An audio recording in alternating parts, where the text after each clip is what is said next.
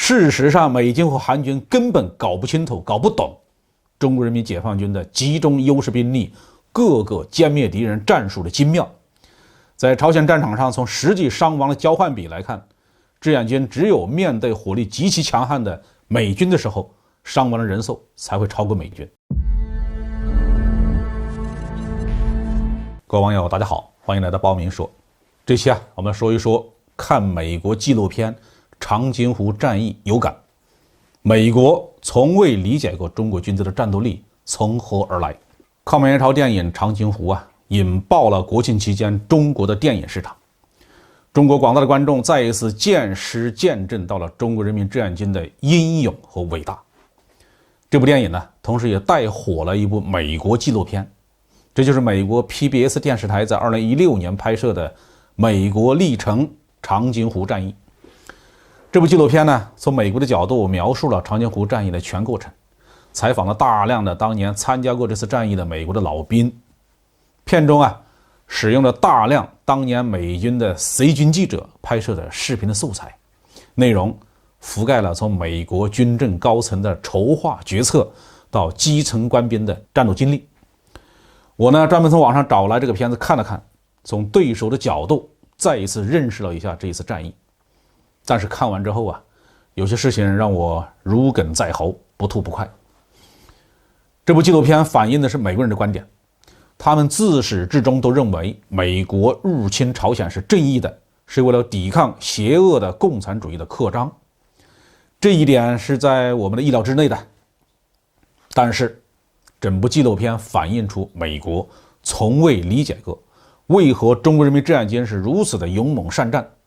为何在装备劣势如此之大的情况下，仍然能够打退打败美军。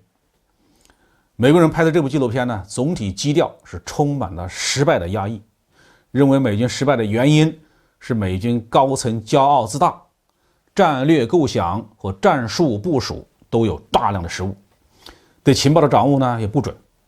而中国人民志愿军战略运筹高超，战术灵活机动，经常打得美军措手不及。同时中国士兵英勇无敌，不怕牺牲，在美军强大的火力之下也能取得胜利，这算是对中国军队的正面客观的描述。但是这部纪录片有两处反映了美国人的无知。第一处是在大约32分钟起，接受采访的美国老兵这样描述中国军队在战场上的行为怎么说的呢？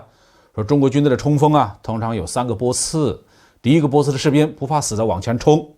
第二个波次的士兵有很多不拿武器，到战场上捡上一波死去的战友的枪，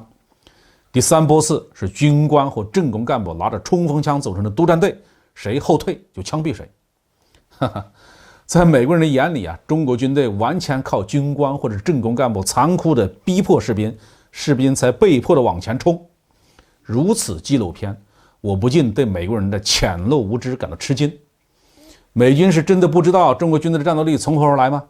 还是装作不知道还是故意用这种说法来掩盖自己的无能呢？第二个让人不齿的问题，实际上是遍布在所有接受采访的美军老兵的话里。在他们看来，他们之所以打输，